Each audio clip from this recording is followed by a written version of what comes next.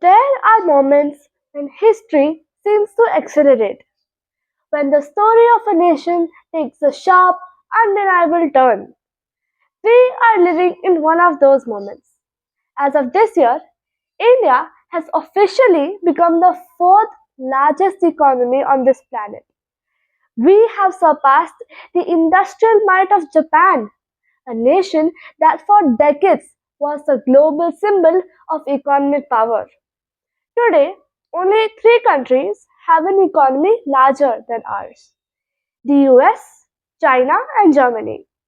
We are in the final four. This is the story of a new India, a Viksit Bharat in the making. A story that is told in the roar of the fighter jets at military parades, in the awe of world leaders who visit our shores, and in the gleaming, audacious architecture of our newly built airports and business hubs. But then the spectacle ends. The headlines are replaced by the harsh light of daily life, and a profound, unsettling question begins to echo in the minds of hundreds of millions of Indians. If our country is the fourth richest in the world, why are our bank accounts so empty? If our national pie is worth over $4 trillion, why is our personal slice so microscopically thin? If we are a global economic powerhouse, why are so many of us still struggling for the basic needs? This is the greatest paradox of modern India. This video is an attempt to bridge the chasm, not with politics or rhetoric, but with official data.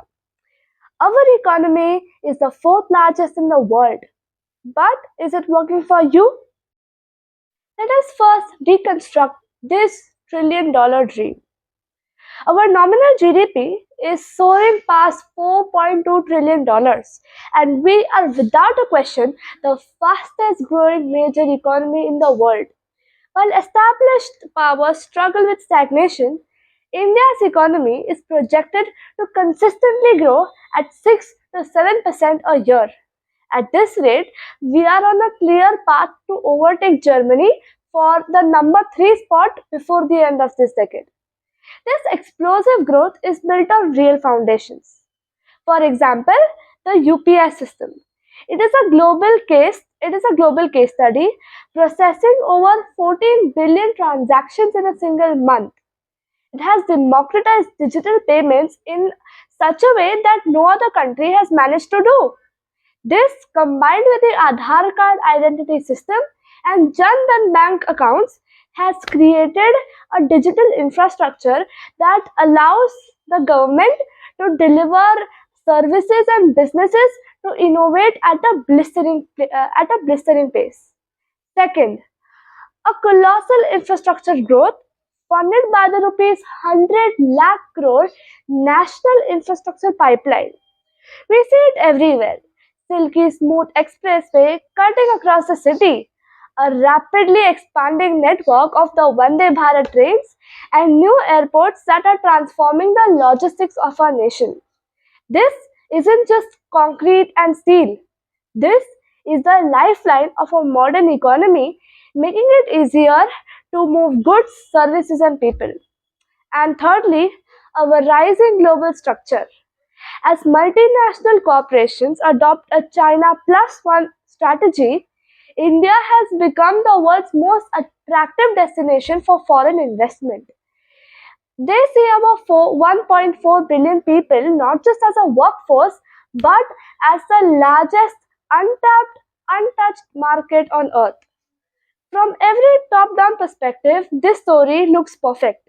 And the growth looks real, and the assets are being built, and the world is taking notice as well. So, why, when we switch from this view to the other view, the story and the view change so dramatically? Let us understand the Great Indian Divide. Let's talk about the numbers that matters the most to an individual: the per capita income. This is where the triumphant narrative comes to a screeching halt.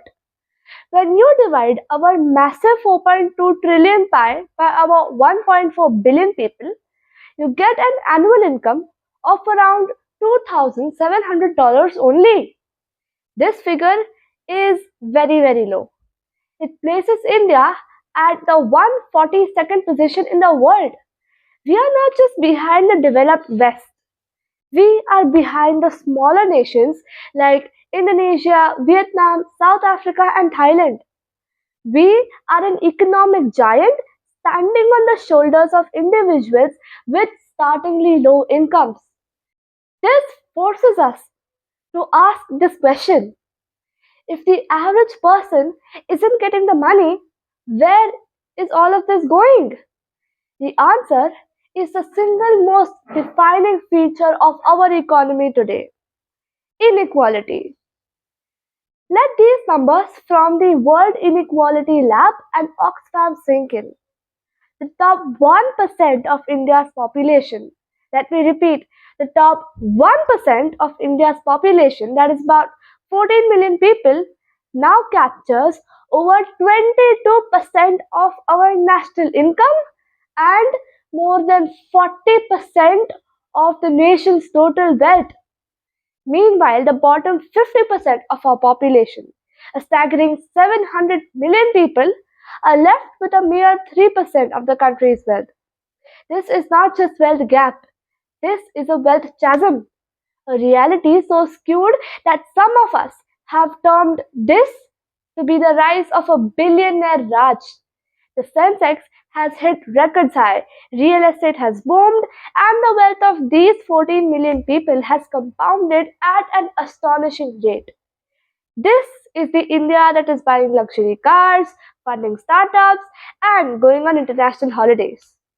This is the other India, however. The 90% of our workforce who toil in the informal sector, the small farmers and the shopkeepers and construction workers who are struggling to even get their basic needs. Let us now understand the reasons for this economic divide. The first flaw is the jobless growth crisis. Our nation has the largest youth population in the world, that is supposedly called the demographic dividend. But this dividend is threatening to become a demographic disaster. The core problem is that our national growth is capital intensive and not labor intensive. It is driven by machines and not people. The result: a catastrophic job crisis, especially for the educated youth.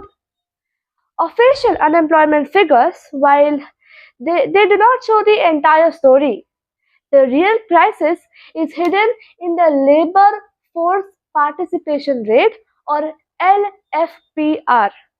This measures the share of the working age population that is either working or actively looking for a job. India's LFPR is just 58%, and for women, it is 37% only. This means that millions of young people have become so discouraged that they have given up the dream of having a job, and those who do find work are heavily underemployed, like, say, an engineer who is delivering food, or a master's graduate who is working at a call center. These are not stable, quality jobs that our country requires if we wish to emulate the highly developed countries.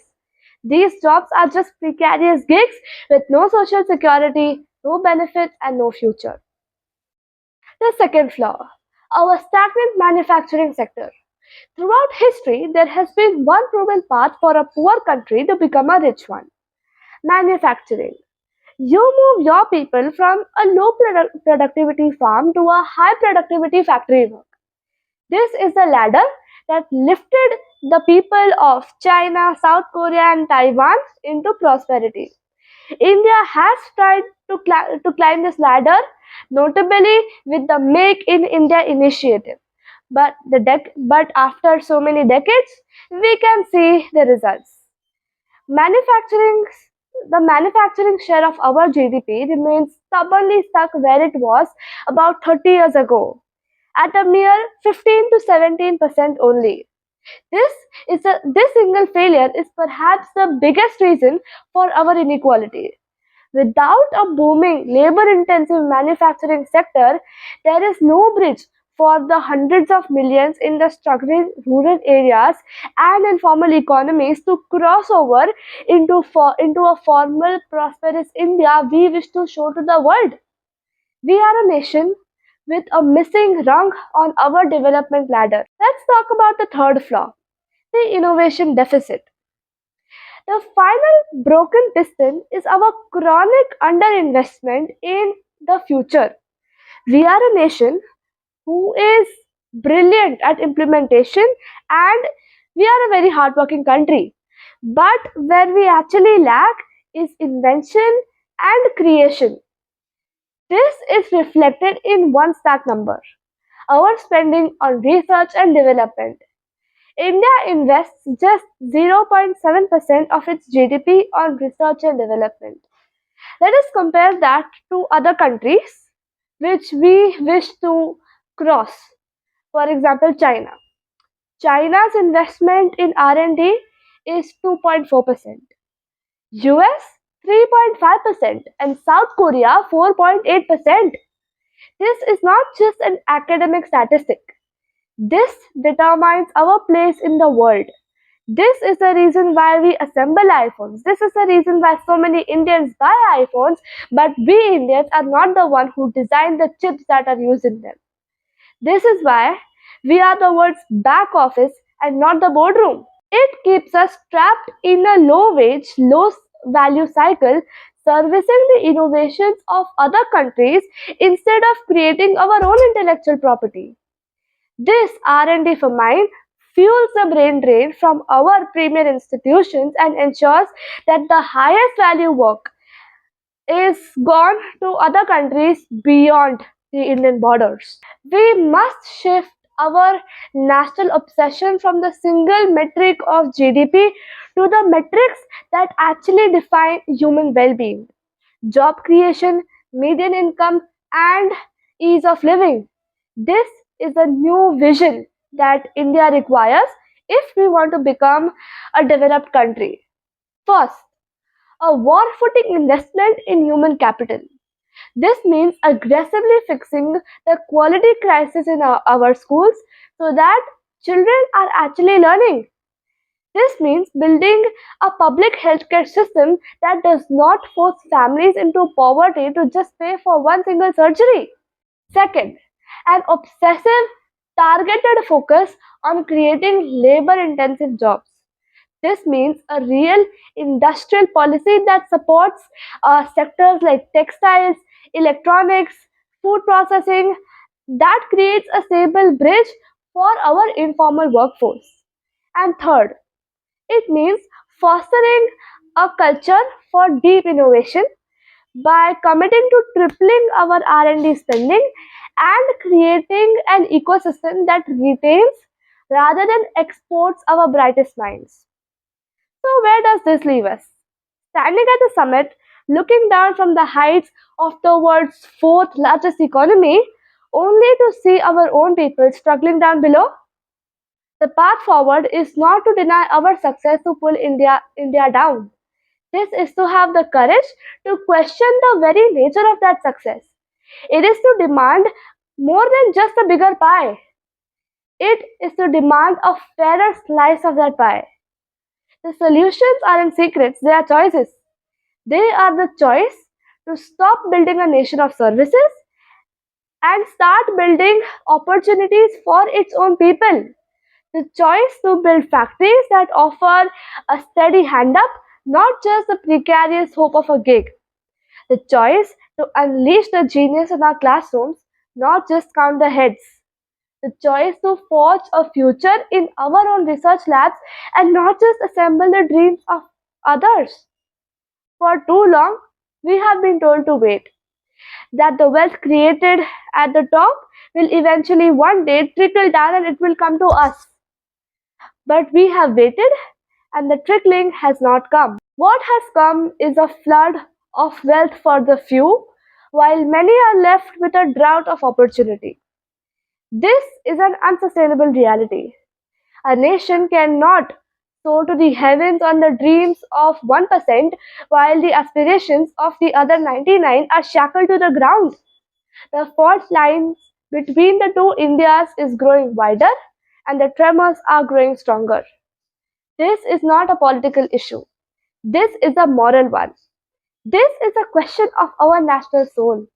The world sees our gleaming skyscrapers, our booming stock market, and our military might. But we see the reality in the eyes of our youth, searching for a job that actually values their degree.